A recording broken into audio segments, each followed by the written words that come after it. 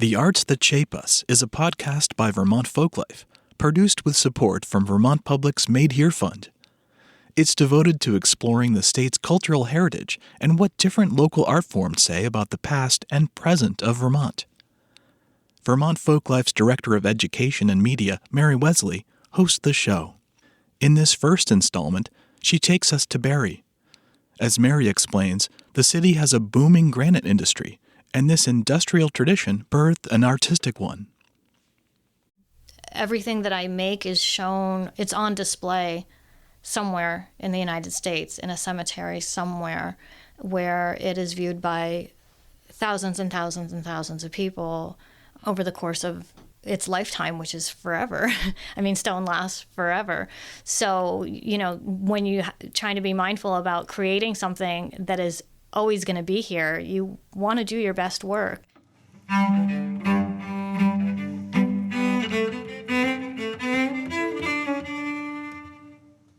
Welcome to The Arts That Shape Us, an audio series about traditional arts and the ways they shape culture and communities. I'm Mary Wesley. We've created this series in collaboration with Vermont traditional artists. Vermont Folklife is a statewide cultural research and education nonprofit. For the past 40 years, we've engaged with communities across the state to document and share everyday expressions of culture, tradition, and innovation. Each episode in this series introduces an art form and explores its relationship to the communities and places where it's rooted. You'll meet people who are teaching and sustaining these arts, learn what these practices mean to them, and look at the ways that tradition is actually a dynamic process happening in the present while also maintaining ties to the past. In this episode, we're looking at the tradition of granite carving in Barre, Vermont. Barre has at times been known as the granite capital of the world, thanks to the stone extracted from the surrounding hills that define its natural landscape. The work of quarrying and carving granite has shaped the culture and built environment of the region for over a century. Since at least the 1870s, people in central Vermont have cut, chiseled, hoisted, polished, and carved this natural resource, creating monuments, statues, and especially memorial grave markers.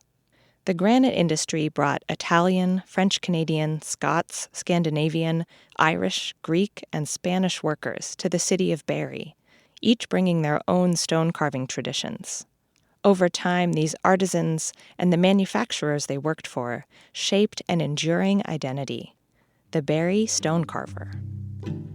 In this episode, we'll look at how 3 different carvers have engaged with and carried on this identity.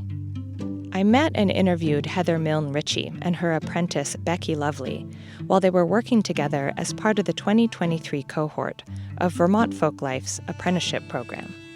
And thanks to our archive, we'll also get to hear directly from Heather's mentor, master carver George Kurjanowicz. Heather is a master carver currently working with her own apprentices, and she's one of very few women working in Vermont's granite industry today. Her commercial work is in the memorial carving business, and she's also an active independent artist. She got her start in stone carving in the 1990s as an apprentice in Vermont Folklife's Traditional Arts Apprenticeship Program. Similar programs exist in many other states across the country, funded by partnerships between the National Endowment for the Arts and state arts agencies, in our case, the Vermont Arts Council. So I'm Heather Milne Ritchie. I was born and raised in Barre, Vermont, have spent time outside of central Vermont pursuing other interests and education, but found my way back home in 1999 because I got a phone call that a local granite carver here, George Kurjanowicz, was looking for an apprentice, and I was in New York City, sleeping on a friend's couch, working for a seamstress at the time, and said, Yeah, that sounds better than thawing garbage in April in New York City. So I couldn't wait to come back home and dove right in with him through the Vermont Folklife Center apprenticeship program. And I learned a lot from George in my apprenticeship, and he was so busy in his business at the time, he hired me immediately afterwards, and I worked for him for over 15 years, and then started my own business. So I've been carving since 99, so we're at 25 years this year. In many ways, Heather is the realization of the goals of the apprenticeship program. Someone who learned a skill and then went on to make it her trade and livelihood, ensuring the continuation of an important lineage. She's walked a well-trodden path in this centuries-old tradition, moving from apprentice to master artist, now teaching her own apprentices. It was so pivotal for me to learn this craft in the environment that we were in. And this kind of goes back to how things used to be done and how things are done today. So most granite manufacturing plants are called sheds, and back in the early 1900s, most sheds had an in-house carver. So they had at least one artisan who had permanent residence in their shed who was responsible for doing all the hand carving work for that manufacturer. And I was in 3 different sheds with George. Heather's early experiences working in Barre's granite sheds informed how she charted the course of her own career. A granite shed is really a factory. After a slab of granite is extracted from a quarry, that 20-ton block is trucked to a shed for processing. A lot of heavy machinery is then used to further cut up the block until each piece is a size and shape that a sculptor or artisan can work with, using handheld power tools to sculpt rough stone into the smooth and intricate text and designs you picture on a gravestone. Historically and in the present day, a granite shed is an overwhelmingly male-dominated space. Being raised as a granite carver in that environment, I did a lot of deflection. I did a lot of, I was really mindful about how I carried myself, how I presented myself, the clothes I wore, the things that I made. I was always really careful to stay in line with my blue-collar colleagues. I really didn't want to draw attention to myself or, make a thing. I wanted to just be able to be respected for the work that I put out, and as another worker, I didn't want to draw attention to myself as a woman or as an artist. So that was a really hard conflict that I had within myself, trying to produce work on an artisan level while trying to snuff that artist inside of me and the woman inside of me, and then just, having to be mindful about how I'm interacting with people. Am I being friendly enough? Am I being too friendly? Or am I going to be misread by someone? Am I respected? And all those things really shouldn't matter when you're trying to produce work. But it was always this huge overlay that I kind of had to fight through on a daily basis just to get my work done.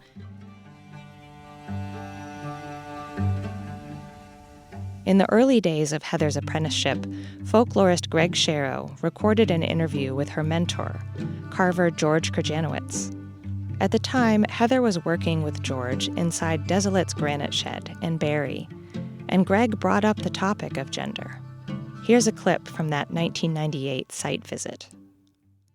Most men working in the granite industry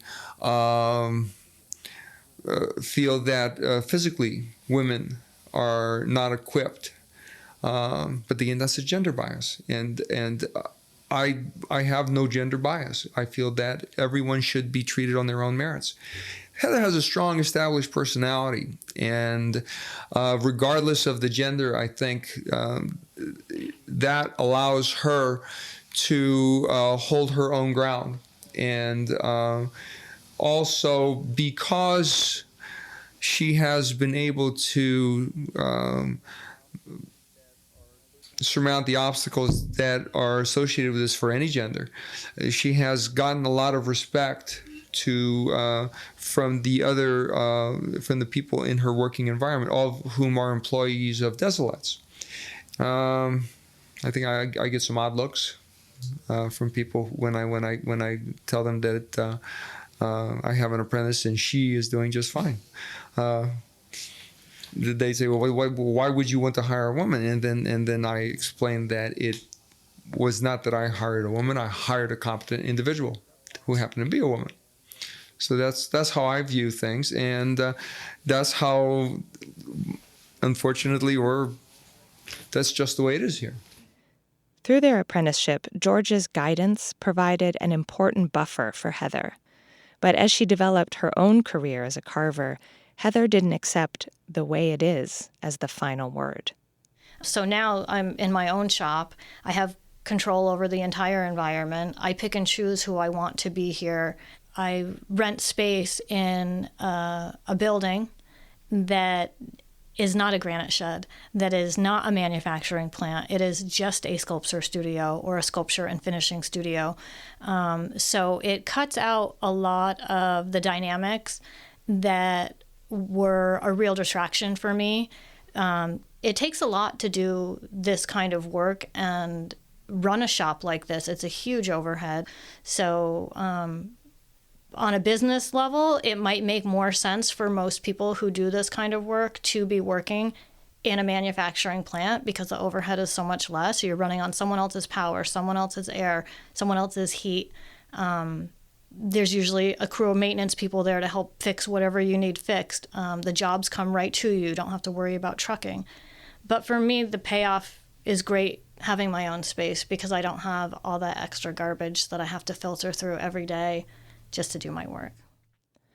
In breaking with the tradition of being an in-house carver at a granite shed, Heather has created a work environment that not only allows her to do her best work, but also represents a new pathway for becoming a Barre stone carver. I am very proud of myself for creating this space and holding it, maintaining it, and being able to have it open to other people that want to learn, because a lot of people who trained in the trade came up through the ranks in the sheds, and it's kind of the school of hard knocks.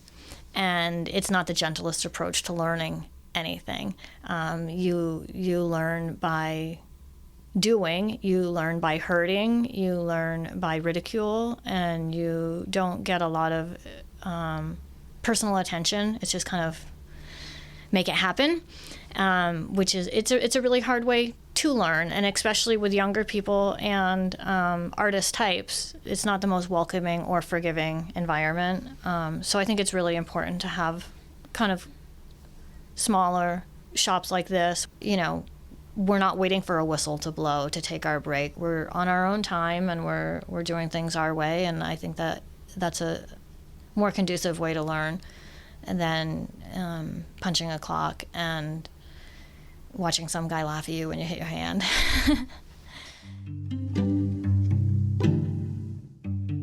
Returning to the Vermont Folklife Archive, it's interesting to hear echoes of this pattern in George's description of his journey towards becoming a Barre carver.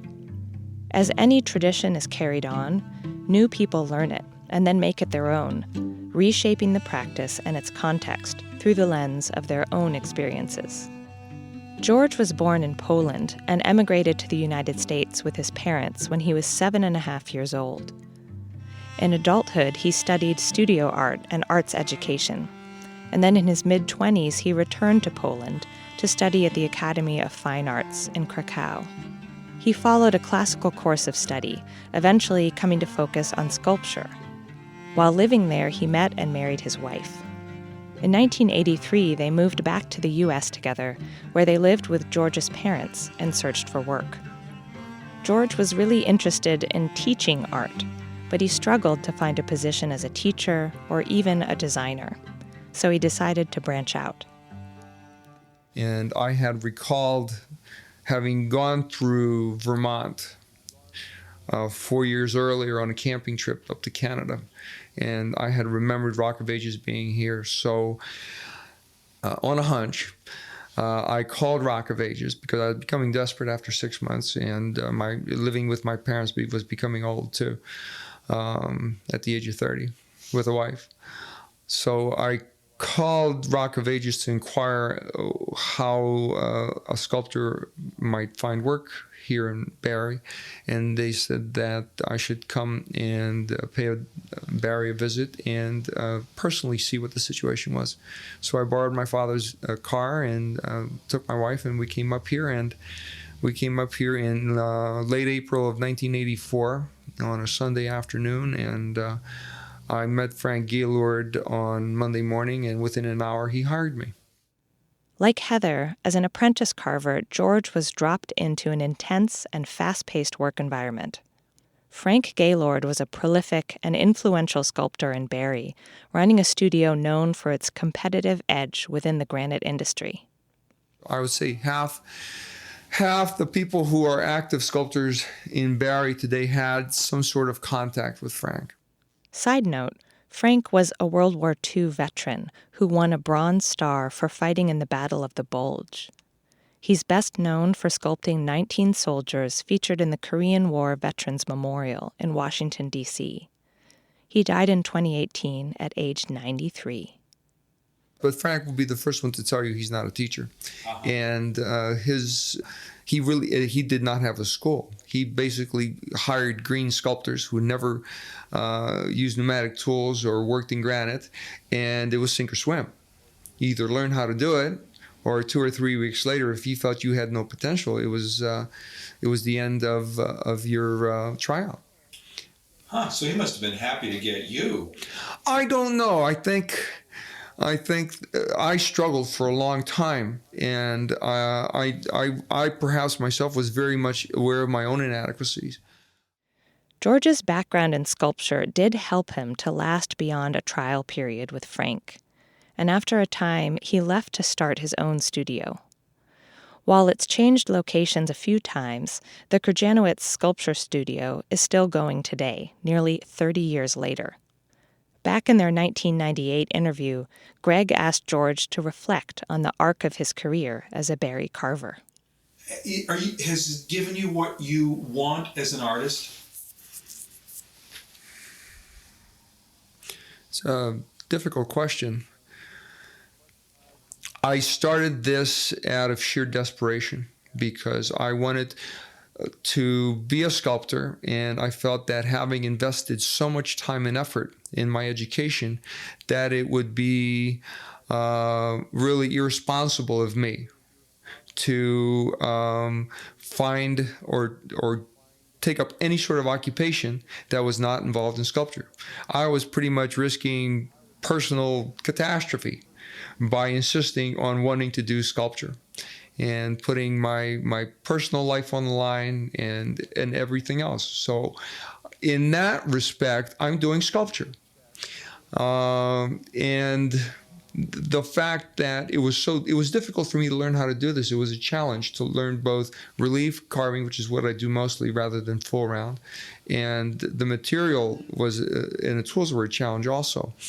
So in that respect, I am very much fulfilled as a sculptor because even though it isn't the subject matter that interests me most, it is sculpture.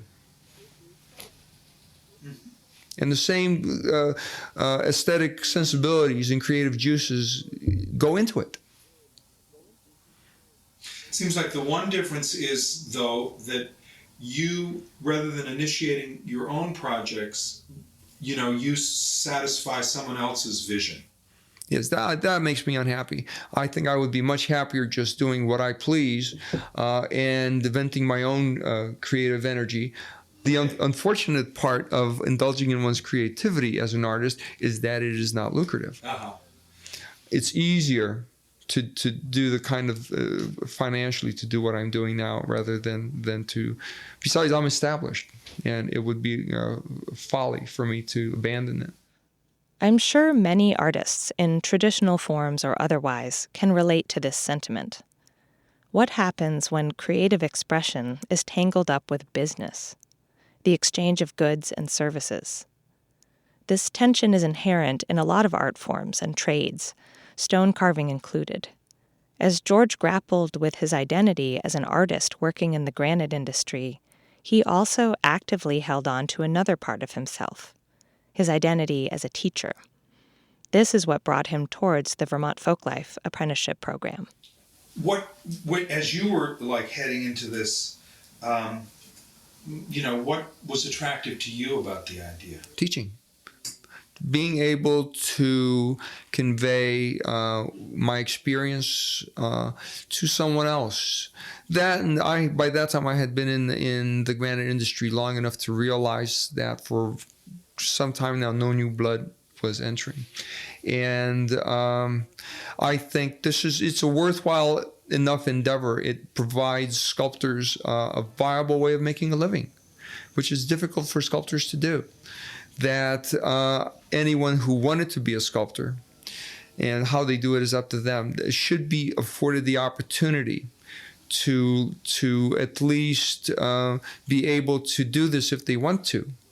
Acquire the skills that will enable them to make a living in the granite industry if they want to, or use those skills to indulge in their own creativity should they not wish to remain here. This gets to the heart of how we think about an apprenticeship.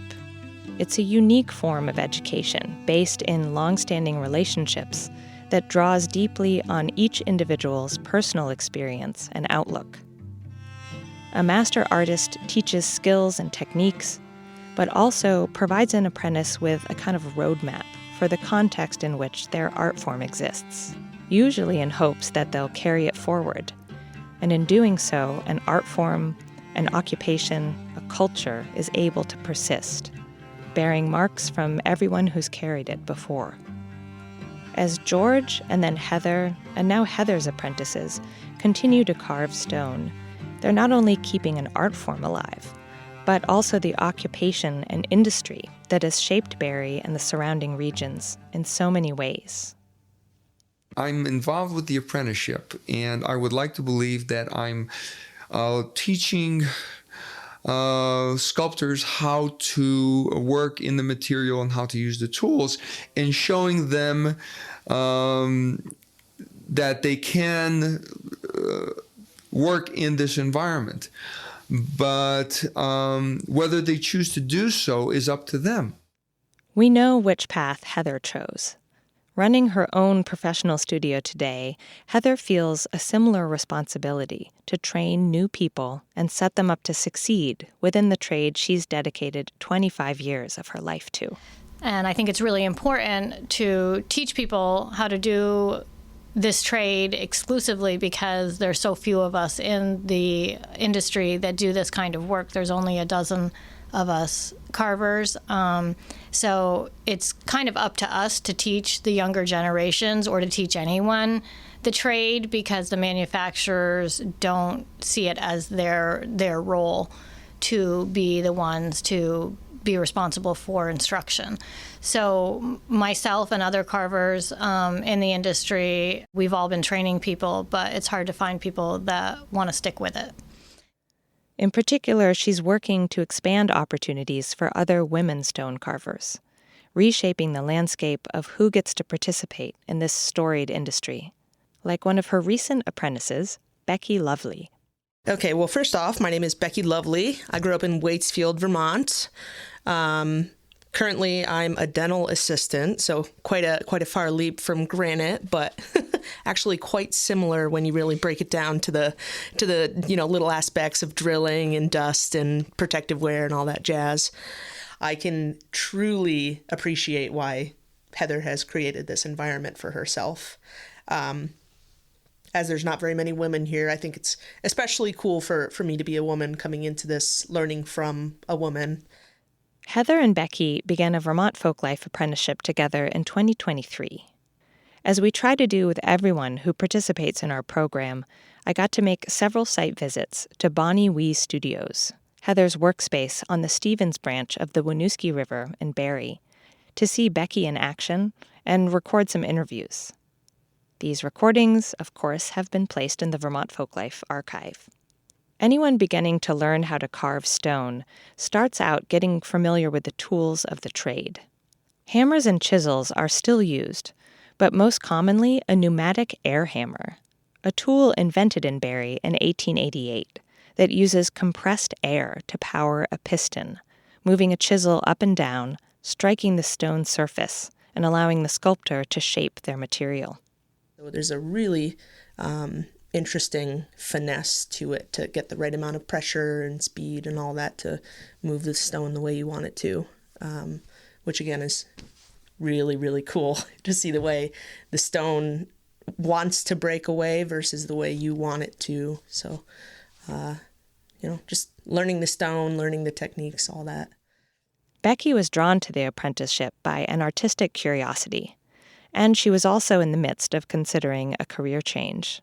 As an artist, but also a businesswoman within a complex commercial industry, Heather has been a great mentor to help Becky explore both the art and trade of stone carving. Every carver I know I consider to be an artist, but out in the world, most people don't look at us that way. And it's really refreshing to be able to teach someone and break it down in a way that at the core it is about the art, but in the process it's about taking things step by step. And that makes my job a lot easier because I can train her to do the things that I need to have happen in my studio or in any other sculpture studio for the memorial industry that are really specific to this material and to this industry. Working within the structures of the memorial industry, Heather faces the same challenge George described earlier, making art in response to a customer's wishes. While carving a design on someone's gravestone, she's also balancing her own artistic process with industry demands and schedules. And then there's the often very personal expectations of the people with whom her completed work will ultimately reside, the family and friends who've lost someone dear. On the artist side of it, I'm making commercial art, so I still do feel that compromise on a lot of levels. As an artist, I try to make every job that I do as beautiful as I can. I know that this is a very important part of someone else's healing journey, and that really taps into the artist side of me big time. But as far as like having control over design or the look of things, a lot of that's predetermined, and I'm just trying to fit the spec sheet. I think as professional artists, we can get really trapped in the production and marketing and the business side of it. And then the art that you're making, it doesn't feel as good. And you're hinging your success on what you can sell. And it changes the way you make things. There have been times when working on gravestones for private clients or loved ones that I do have more creative control or ultimate creative control, and that really is lovely to be able to blend those worlds of knowledge that I have of stone and love that I have for someone, and I think that generally is my best work. When I met Becky, she was still in the early stages of exploring who she might be as a Barre stone carver. I'm just figuring things out. A lot of what I'm doing right now is personal stuff. The first piece I worked on was a dedication to my grandmother. My grandmother actually got sick, so decided to switch gears to do a lily to represent her in that. So it's just things that kind of resonate on a personal level with me. And I made a sculpture that I'm giving to my previous employer. It is a tooth. It's tooth number 18, which is a molar. And I put it on a black granite base with a little pin holding it up. So it's full relief sculpture, and I'm very happy with it. It's pretty different. I haven't seen anything like it. The things I'm working on right now are definitely more emotionally motivated for me versus what I think I'll be getting into is more of a, I don't want to say cookie cutter type job, but as Heather mentioned, we do see a lot of things that are similar, in either the floral or the figure that is in the memorial. So it's nice for me to be able to figure out what I want to be doing right now and what I like to be doing before I get into the production of it and the actual work aspect. So. But that is, you can imagine yourself doing some of that memorial work for customers in the future. Oh, totally. I think it's all really cool, and it's putting the same practices that I've learned just into that aspect.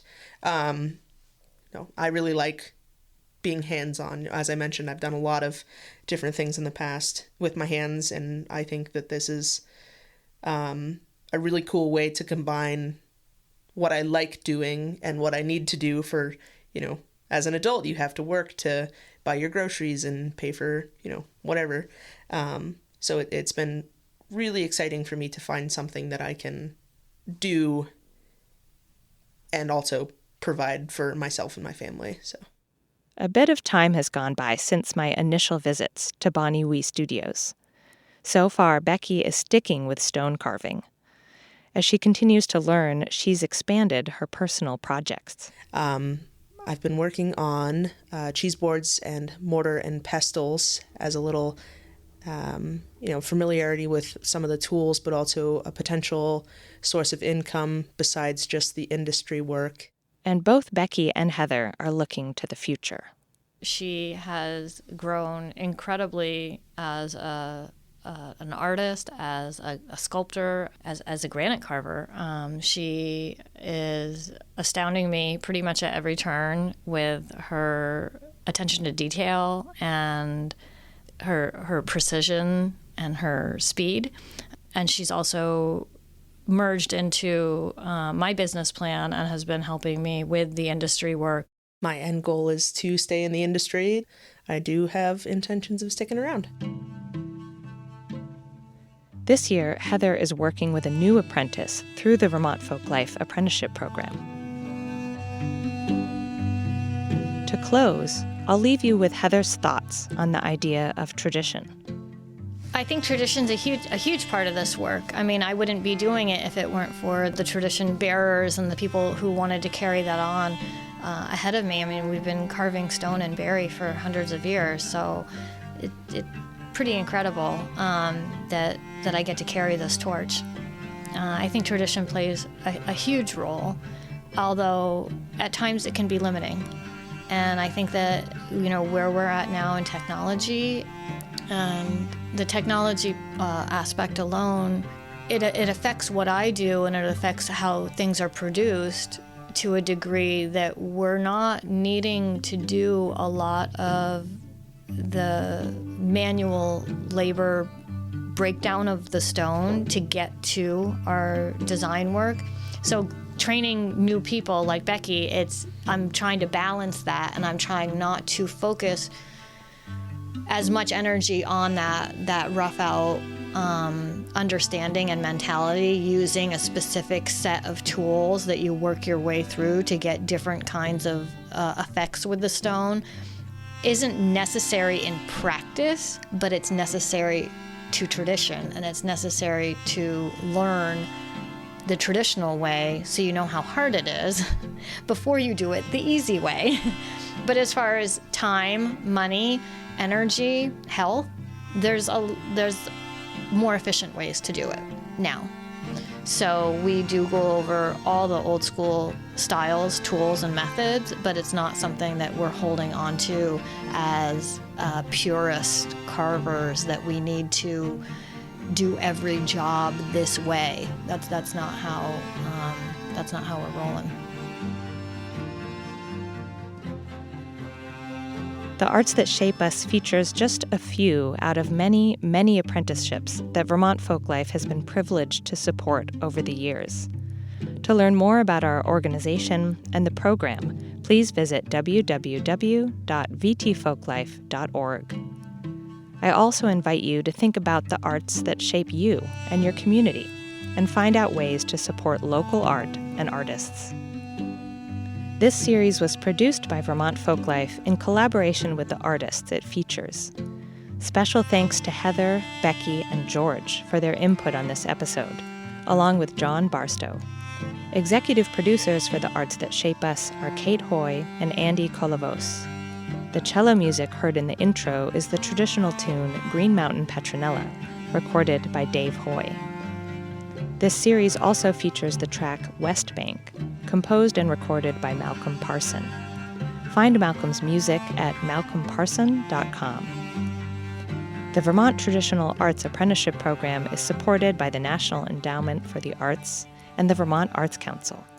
You can find all 3 episodes of The Arts That Shape Us, along with other audio from Vermont Folklife, on our podcast feed, Vermont Untapped, wherever you listen to podcasts. To learn more about Vermont Folklife, our archive, and our apprenticeship program, please visit www.vtfolklife.org. The Arts That Shape Us was supported by Vermont Public's Made Here Fund.